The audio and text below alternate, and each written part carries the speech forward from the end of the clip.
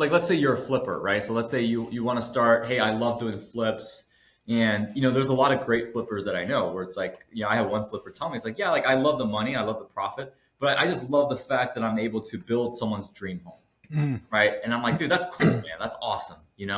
That's amazing. But, like if you're a flipper, right, like my thing I always tell people, and it's like whether you're a flipper, whether you're a buy and hold guy, whether you're a multifamily guy, whether you're a self-storage person, or whether you just start a business, even as an entrepreneur, you need to understand unit economics, as in what is the economics behind your supply and demand. So if you're a flipper, okay, like one of the things I tell people all the time is depending on the market you're looking at, all right, well, have you done the due diligence on how many permits were pulled to build the same amount of products that you're looking to associate with? Right. So if you're looking, if you're a buy and hold guy, right? Because I coach mainly people who want to do multifamily buy and hold. And, most of my students go after the 8 to 50 unit multifamily buildings. And I ask them all the time, it's okay, like if you're investing in, I don't know, like Davenport, Iowa, great. Like, have you done the unit economics of the supply and demand behind Davenport, Iowa? Because, you could take it from a macro level of understanding stuff like fiscal policy, monetary policy, Federal Reserve interest rate, right? Reserve banking requirements. Like you can do all of that and that's great. But, as you and I know really well, real estate is a local strategy. It's all about what's happening locally. So if one of the students of mine is like, hey, I want to invest in an 8 to 50 unit, great. Well, I hope if you're doing deals in Davenport, Iowa, that you pull permits on what's scheduled to be coming in terms of new inventory over the next 12, 18 months. I hope you've done research on what the absorption rate typically is for 3-bedroom, 2-bath, 2-bedroom, 1-bath, 1-bedroom, 1-bath, like whatever the unit count that you're looking for. I also hope you've done enough research in terms of what's been the transaction volume in Davenport, Iowa for the exact type of strategy that you're looking for. So, if I'm talking to a beginner real estate investor, like here's what I would tell them is like spend the first like 120 days to 6 months learning everything you can about different strategies, find one that you really resonate with, and spend the next 90 days learning a whole lot about that particular strategy. Choose a market, first option being local, and then network with as many people as you can that relate to that particular strategy. So for a lot of my clients, it's property managers, it's lenders, right? It's attorneys who handle evictions, right? And learn as much as you can, and then get to the specific economics, like what we're talking about, on what makes your product successful, what makes your strategy successful. If you do that, you'll oftentimes find these little niche things that you'll be able to do your first solid 5 to 10 deals and make a good amount of money. Because when you're doing your first deal, you don't get the stuff like, so for example, like our group, right? So me and my other GP partner is a property manager. We have the advantage of whenever we look at deals, if it's a 30 unit or it's an 80 unit, we have the advantage of seeing the ledger, right? Seeing the P&L, seeing the T12 report. And we have the advantage of being able to add 6% property management back into our NOI because we do our own in-house management and we're typically better operators than 90% of the people out there. So we have that advantage. But when you're first starting out, there's not a whole lot of advantages that you have. Unless you're managing it yourself or you're doing the work yourself as a maintenance guy, there's not a whole lot of advantages that you have. And oftentimes where you find the margins that's wide enough for you to make mistakes as a rookie, it's oftentimes in these really, really niche deals. Got it. Yeah, that totally makes sense. And for you, when you were first getting started, so that the title of your book is 0 to 75 units in 1 year.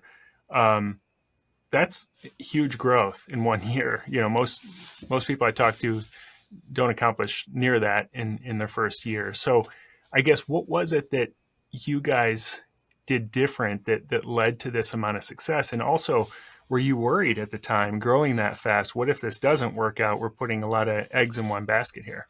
Yeah. So I was foolish enough to never think that it was not going to work out, right? Because I had very much what you call the youthful optimism, where it's like, it's kind of when you hear an 18-year-old kid, you ask them what they want to be, and they're like, I want to be a millionaire. Yeah. Right. And you're just kind of like, okay, kid, like, you gotta understand the real world first and how that works. But so I had like a lot of youthful optimism. So I struggled. Like I tell people all the time, even in the book, like, don't be fooled by the title.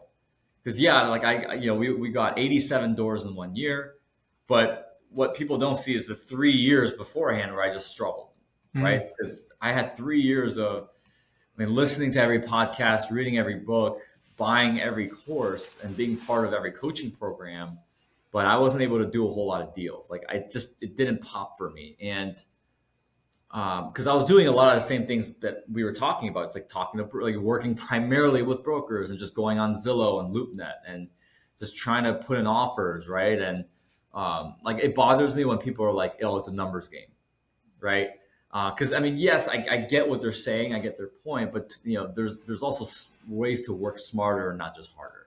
So here's what did it for me is kind of what flipped the switch is I had a mentor sit me down and for 2 hours, two to 3 hours, we reverse engineered my end goal and what it would take for me to get there. So this is actually an exercise that my mentor, Joe Vranken, who's actually the CEO that scaled Topgolf and a Mm. couple other pretty well-known Interesting. companies, he's like, yeah, this is what I did to scale both companies from $3 to $4 million a year in annual revenue to $300 million a year in annual revenue. Is we just took our 5 year goal and we just reverse engineered what we wanted to do. And fortunately, when you go through that process, like let's say if I were to sit down with a new investor, I asked them, okay, man, what's your 3 year goal in real estate? I would reverse engineer what that process would look like, what it would be required for that person to achieve that result. And once you get that down, you can actually learn to make things more efficient. So I'll explain to you kind of how I did it with my mentor. So I sat down and I kind of just did an inventory check. And I said, okay, like I have no money, I have no income, I have terrible credit, and I'm pretty much a broke college kid. Like I have no network, I have no connections. I'm pretty much just starting from zero. I'm starting from scratch, It's got a right? lot going for you. Yeah. That's right. Yeah, I didn't have a whole lot going for me. I was like the worst prospect that you could possibly think of. So I asked myself, like, what is it that I have to do? Like, what are my yeses and what are my nos? So I knew I couldn't get like traditional commercial financing because I remember I had a conversation with a commercial lender a week before, and I was like, hey, like, what are your guys' requirements to get a commercial loan? And they asked for the same things. Like, well, we'd have to look at the P&L, we'd have to look at the Schedule E, we have to look at the appraisal, we have to look at these typical things, and then we would run a personal financial statement, right? The PFS. And I'm like, what's that? Right? And he's like, well, that's kind of the thing where we see your liquidity, we see your income, and all this stuff. And I was like, okay, like, well, I would like a commercial loan. And he started asking me all the questions like, okay, well, what's your income? What's your DTI? All these things. And he started laughing at me because he's like, dude, like, we wouldn't even let you get a line of credit, let alone a commercial loan for an 18 unit building or a 24 unit building. And so I knew that was out. So I learned this thing called seller financing. And so I was like, okay, like if I'm going to do this, the seller is going to have to carry the note for me. And at this point, people are like, oh, dude, that's impossible to get. And if you find a deal where they offer seller financing, they're going to charge you 10% interest and they're going to want 50% down and they're going to want a 15-year amortized note, right? So I started thinking outside the box a little bit and I sat down with my mentor and I said, okay, let's reverse engineer what my ideal deal is. So for me, based on what my capabilities and my yeses and my nos, my ideal transaction is anything between 8 and 50 doors. I want it in the greater area of Chicago outside of Cook County. And I was looking at 3 counties primarily, which was Kane, Will, and DuPage. And I was like, okay, like I got to look at those 3 counties. I need to buy seller financing. And so like, it's just, I pretty much created a who, what, when, where, how, and why. Yeah. Of my real estate investing business, the most optimal of optimals. And I figured with seller financing, I was like, okay, like that's going to be the most challenging part. So let me figure out how to actually find the right people instead of finding the right property. So and like that's one of the biggest advice I tell people all the time is when they start is like, don't look for properties, look for people. And so I wrote down, I was like, okay, like what are the benefits of seller financing? Because at this point, this is a product that I need to sell. Right? Like this is a product and I need to find like this is me if I was the owner of Spanx, like figuring out what my ideal avatar is Mm. so that I could engineer all my messaging, my marketing, my brand, my advertising towards those people that were going to resonate the most with my product. So your product was the property you wanted to buy. That's how Correct. you're It was looking at it? it was the Okay. who, what, when, where, how Got it. of how I wanted to buy real estate. Okay. Right? Because these are the situations I need to look for. Versus, hey, let me open up Zillow and LoopNet and talk to brokers and see what just happens. Yeah. Right? Let me just look for just any deal. Right? So I wrote down all the benefits of seller financing to the seller, because I was like, okay, I need to find people that resonate with these benefits. Very similar to, again, how a business is going to do the same thing with their product. It's like, hey, they're going to sit in the boardroom every quarter. They're going to pay millions of dollars in R&D and kind of go, who resonates with our product, right? I can assure you Taylor Swift's marketing team isn't figuring out how to appeal to 65-year-old black men.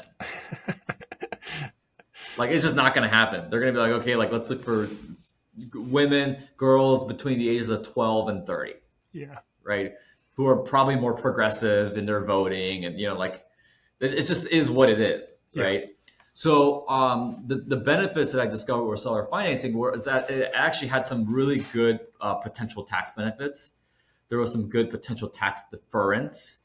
And it primarily helped mitigate two different types of taxes at closing. One was the standard ordinary income, which is based on how much depreciation recapture an individual has, which in layman's terms, to keep it simple, is, hey, the longer a person owns the property, the more depreciation that they take. The more depreciation that they take, the more they would have to pay taxes on the depreciation that they've taken over that period of time.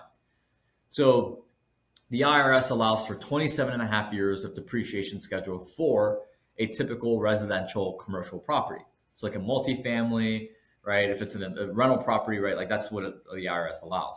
So I knew that if the longer a person owned the property, the more they probably have to pay in taxes, which means the bigger the headache, and the bigger the headache, the higher sense of urgency that they needed for that product. Mm. So very much hey, I'm selling you fire insurance, and your house happens to be on fire. Yeah. Right. Yeah. This is the equivalent of selling water bottles at the beach. Yeah. Right. Or selling flowers at graduation. Right. There's 1,000 analogies. And the second tax was the capital gains tax, which obviously is, you got your basis. Hey, this is what I bought the property for. 5 years later, I want to sell it for double. Okay, you're paying capital gains on whatever the increase was on that valuation, right? So there was the tax benefits, but there was also the ability to make money as a bank, because I would pay these guys, hey, I'll give you 4% amortized interest, which means you get all the interest up front. Most people don't know how amortization really works, but the interest that you pay is typically all up front. It's in the first 5-10 years, right? So, okay, you make money as the bank, and if you're a landlord who's owned the property for a long time and you're used to getting mailbox money, not a lot of people want to let that go. Yeah. Right. So I needed to find people who pretty much owned their property for a long period of time and wanted their money to work for them. And so I came to the conclusion, I was okay, I need to find older landlords. I need to find landlords that are above the age of 60 who are sick and tired of waking up at 2 a.m. and having to deal with tenants because they're at the age where they feel like they don't have to anymore. I have to find 60-year-olds who've owned their property for more than 27 and a half years because they have the highest tax impact. And I needed to find those landlords who, again, just want money coming in, which are typically individuals that are older. So for me, I'm 30 now. I don't mind getting up early and having to work and being a little bit more active because I have the energy and the drive to be able to do so. Mm-hmm. Those that are above the age of 65, 70, probably not as much. Yeah. So now the question went from how do I find deals to, okay, now how do I find landlords that are older than the age of 60 who've owned their property for more than 27 and a half years in this area holding these type of assets? The second question is a lot easier to address than the first one. So now they became, how do I find these individuals? The way that I found these deals, all of a sudden the game changed. Now it went from looking at Zillow, LoopNet, working with brokers to now, okay, how do I find people that are above the age of 65 and 70? And so for me, what I started doing is I started calling newspaper ads that were for rent, like the for rent newspaper ads. Because I was like, okay, I have to now think like a 65-year-old. Yeah. I have to now talk to the people in my network that are 65 and older that own real estate. That's like, hey, what do you do? Right? Where do you hang out? Who do you talk to on a day-to-day basis? right? And that's what marketing is, isn't it? At the end of the day, marketing is your ability to find the people that resonate the most with your product and communicating that you can solve their problem. Absolutely. Like that's marketing in its simplest term, right? Yeah. So I realized that there was three things that I could find these older landlords. I could do the newspapers. I would also spend 3-4 hours every Saturday morning calling for rent signs because I knew like the 65 and old, they're probably not going to be super technologically driven. Hmm. They're probably relying on methods that were used 30, 40 years ago. Yeah. Yeah. They've done the same thing since before the internet. That's right. Yeah. So I would do newspaper ads. I would drive around and call the for rent signs, right? And it was funny because like the night before on Saturday night, I would have the Bulls game on in the background, and I would just be on my laptop, like just typing apartments for rent, and I would plan routes because I knew that if I could find an 18 unit building online that was for rent, and I saw a for rent sign out in the front, there were probably going to be other buildings similar to Hmm. its size and characteristics in that neighborhood, meaning that if I saw another for rent sign on the same street, boom, I now have two Yeah. leads for the time of one. And the third thing I did is I started networking with property managers who are 55 and older, because I knew that if you're a property manager that's 55 and older, you probably been there for 25 plus years. It's like, oh yeah, I know Bill. Bill owns that 36 unit building over there. He's owned that for 40 years. I know Bill for 20 years. Our kids went to school together, all this stuff. And I could just simply say, hey, I would love to buy Bill's building. Do you know if he's interested in selling? Right. And I would create this arrangement with these guys where it's like, hey, like if I buy Bill's building, I will keep you as the property manager, guaranteeing that you will never lose any of your business. Like your unit count will always stay the same, if not grow bigger, because I now have an arrangement with you where it's like, if you could introduce me to all your buddies that you've known for 20 years, then I will keep you as a manager and I will grow your business. Right. So now there's an alignment. Yeah. And even if there's like, hey, if we don't work out, you make a 2% commission as the broker. Wow. Right. Wow. So it was a win-win scenario. So I focused on those three things like every week, because it's not enough for you to have now the ideal channels for you to acquire leads. You now have to create a system around those channels. So I created the KPIs, right? Key performance indicators. So these are things that I will do, right? So in business, there's lagging indicators and there's leading indicators, right? So if we're using a fitness example, the lagging indicator might be I want to lose 30 pounds. Well, we can't control that. We can't ever control lagging indicators. But we can control what's called leading indicators, which are things that we have control over that will affect the lagging indicators. So if your goal is to lose 30 pounds, great. Your leading indicators can be, hey, I will go to the gym 4 times a week at 6 a.m. on Mondays, Wednesdays, Fridays, and Sundays. I will keep a calorie deficit of 2,500 calories or less while maintaining at least 100 grams of protein every single day.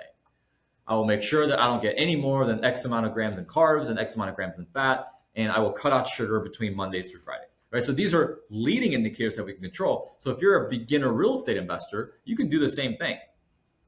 Right? In fact, one of the reasons why I see a lot of people fail is because they just quit. Right? Like they get some good headwind and they find a deal or two, they build some really good relationships, they go to meetups, and all of a sudden life gets in the way.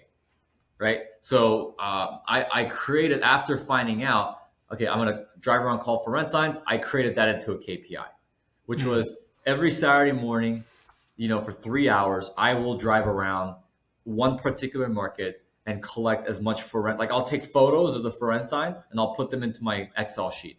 And then I'm going to find out who owns the property, right? So I just went to the county property tax assessors and I just put in the PIN number. I put in the address. It shows you who owns the property. If it's an LLC, I will go to the business LLC search and Illinois state website, and I would find out who the managers were, which were the owners of that LLC. And then I would pretty much just find out the phone number of that person. So I would skip trace the information. So I would go on like white pages. I would go on,